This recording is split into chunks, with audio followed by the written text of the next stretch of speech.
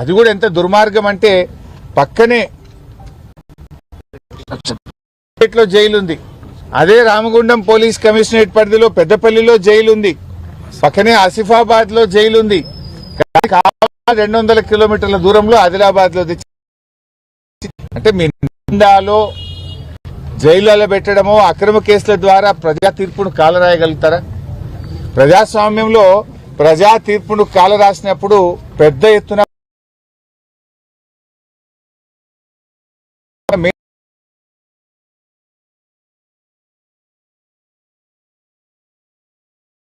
తున్నట్టుగా వారు గాంధేయవాదిగా మరి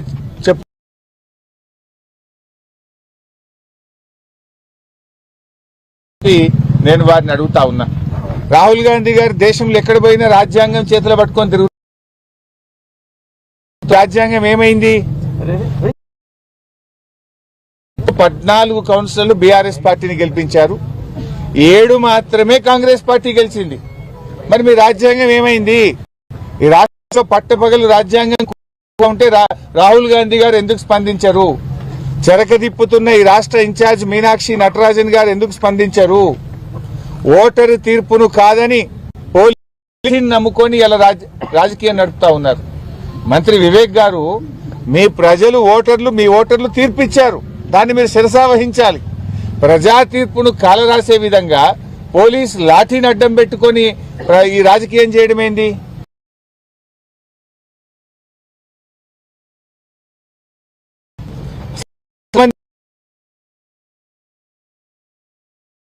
కోసం నిర్వహిస్తూ ఉంటారు. పోలీస్ కవాత్ అనేటువంటిది ప్రజలకు రక్షణ కల్పించడానికి, ప్రజల్లో విశ్వాసాన్ని పెంపొందించడానికి పోలీస్ కవాత్ నిర్వహిస్తుంటారు. మొన్న జనగాంలో గాని, ఇబ్రాహీంపట్నంలో గాని, ఆమన్గల్లో గాని, తొర్రూరులో గాని, కేతన్పల్లిలో గాని పోలీస్ కవాతు బీఆర్ఎస్ పార్టీ కౌన్సిల్ బెదిరించడానికి, బీఆర్ఎస్ పార్టీ నాయకులను భయభ్రాంతులకు గురి చేయడానికి మీరు ఈరోజు పోలీస్ కవాతు నిర్వహిస్తా ఉన్నారు. ఇవాళ అన్ని చోట్ల అదే జరిగింది కదా. ఇబ్రాహీంపట్నంలో మాకు స్పష్టమైన మెజారిటీ, మీరు హాల్లోకి వెళ్లి అక్కడ జనగాంలో బీఆర్ఎస్ పార్టీ కౌన్సిలర్ చెయ్యెత్తుతా ఉంటే లోపలున్న కాంగ్రెస్ కౌన్సిలర్లు ఆ చెయ్యిని బట్టి కిందికి లాగుతా ఉన్నారు. యూట్యూబ్ లో లైవ్ వస్తుంది, ఎన్నికల కమిషన్ వీడియో కెమెరాల్లో ప్రజలందరూ చూస్తున్నారు.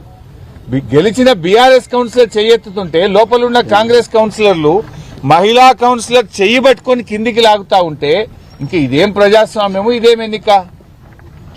అదేవిధంగా తొర్రూరులో అక్కడున్న ఎంపీ గారు చేసుకుంటే మళ్లీ అన్యాయంగా తొర్రూరులో ఓటు నమోదు చేయడం ఏంటి? అక్కడ మా నాయకుల మీద చేసి తొర్రూరులో ప్రజాస్వామ్యాన్ని కూనీ చేసినారు. జనగాం అయినా, తొర్రూరు అయినా, కేతన్పల్లి అయినా, ఆమన్గల్ అయినా, ఇవాళ అన్ని చోట్ల కూడా ఇబ్రాహీంపట్నం అయినా ప్రజాస్వామ్యాన్ని కూనీ చేస్తూ దొడ్డిదారిన పదవులు దక్కించుకుంటా ఉన్నారు. నువ్వు ఎన్ని ప్రయత్నాలు చేసినా రేవంత్ రెడ్డి గారు, మీరు ప్రజా ఆమోదాన్ని కోల్పోయారు. గతంలో మున్సిపల్ ఎన్నికలు జరిగితే కాంగ్రెస్ పార్టీ 4 గెలిచింది, 4 మున్సిపాలిటీలు గెలిచింది ఆనాడు బీఆర్ఎస్ అధికారంలో ఉన్ననాడు. మేము దానికంటే ఈరోజు 30% ఓట్ బ్యాంక్ తెచ్చుకున్నాం. దాదాపు 800 కౌన్సిలర్లు ఈరోజు బీఆర్ఎస్ పార్టీ గెలిచింది. దాంతో నీకు నిద్ర పట్టలేదు. అక్రమంగా పోలీసులను అడ్డం పెట్టుకుని దొడ్డిదారిన ప్రజా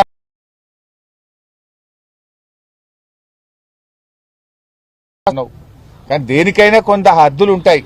కానీ ఇక్కడ కేతన్పల్లిలో హద్దులు మీరి మహిళా కౌన్సిలర్ల మీద దుర్మార్గంగా వ్యవహరించారు. బాధ కలిగే అంశం ఏంటంటే ఆ మహిళా కౌన్సిలర్ల తరఫున ఆర్కే పురం పోలీస్ స్టేషన్లో కంప్లైంట్ ఇవ్వడానికి వెళ్తే పోలీసులు కంప్లైంట్ తీసుకోరు. సిఐ గారు లేరంటారు, ఉన్న కానిస్టేబుల్ కంప్లైంట్ తీసుకోడు. మహిళా కౌన్సిలర్ల మీద మంత్రి గారి సమక్షంలో వారి గౌరవానికి భంగం వాటిల్లితే మహిళా కౌన్సిలర్ల తరఫున కంప్లైంట్ ఇస్తే తీసుకోరా? మా రాజిరెడ్డి గారి కారు ధ్వంసమైంది, కంప్లైంట్ చేయడానికి మహిళా కౌన్సిలర్లు ఇచ్చిన కంప్లైంట్ తీసుకోరు. మీరు మీ పోలీస్ కానిస్టేబుల్ తో కంప్లైంట్ పెట్టించి మా నాయకుల మీద అక్రమ కేసు పెట్టి అరెస్ట్ చేస్తారు. మరి రాజిరెడ్డి గారు కారు ధ్వంసం చేసిన కాంగ్రెస్ నాయకులను అరెస్ట్ చేయరా? పట్ల హాల్లో ఉన్న వ్యవహరించి తాగి మీటింగ్కి వచ్చిన కాంగ్రెస్ కౌన్సిలర్ చేయరా? ఎందుకు ఆ పిటిషన్ తీసుకోరు? ఎందుకు కేసు నమోదు చేయరు? అంటే అసలు ప్రజాస్వామ్యం ఏం చెప్పిండ్రు? ప్రజలకు ప్రశ్నించే హక్కు కాంగ్రెస్ పార్టీ 7వ గ్యారంటీగా ఇస్తుంది అన్నారు. కానీ రాష్ట్రంలో ప్రజాస్వామ్యం పూర్తిగా ఖూనీ అయిపోయింది. రాహుల్ గాంధీ గారు ఏదో ఢిల్లీలో రివ్యూ చేస్తున్నారు. ఏం రివ్యూ చేస్తున్నారు మీరు? అసలు నువ్వు చేతిలో రాజ్యాంగం పట్టుకొని తిరుగుతున్నావు, దేశం మొత్తం ప్రచారం చేస్తున్నావు.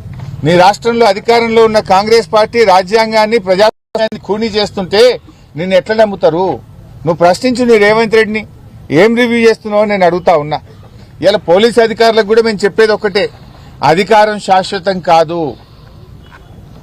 అన్ని కాలాలు ఒక తీరు ఉండయి, కాలం మారుతుంది. రేపు బీఆర్ఎస్ అధికారంలోకి వస్తుంది.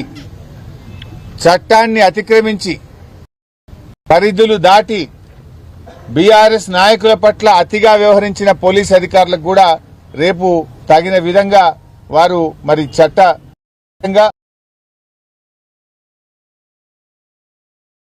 తాత్కాలికంగా పోయి మీ పోస్టింగ్ల కోసమో ఇంకో మాత్రం రేపు మీరందరూ కూడా రేపు చట్టపరంగా కేసులు ఎదుర్కోవాల్సి వస్తుంది. మిమ్మల్ని ఈ రేవంత్ రెడ్డిలో ఈ వివేక్ గారో ఎవరు కాపాడలేరు అని చెప్పి నేను పోలీసులను హెచ్చరిస్తా ఉన్నా. ఎందుకంటే మా కౌన్సిలర్లు ఇస్తే పిటిషన్ తీసుకోరా? మా మూల రాజిరెడ్డి గారి బీఆర్ఎస్ మీద కేసులు పెట్టి అనే విషయం మీకు తెలియదా? చట్టం ఈరోజు కాంగ్రెస్ పార్టీకి చుట్టంగా వ్యవహరిస్తే బీఆర్ఎస్ పార్టీ చూస్తూ ఊరుకోదని చెప్పి కూడా మేము ఆ పోలీసు అధికారులను కూడా ఈ సందర్భంగా హెచ్చరిస్తా ఉన్నాం. కాంగ్రెస్ బీజేపీల మైత్రి స్పష్టంగా కనబడతా ఉంది. మనం చూసాం, మన నాయకుడు పోలీసులను పట్టుకొని అడ్డగోలుగా బూతులు తిట్టాడు.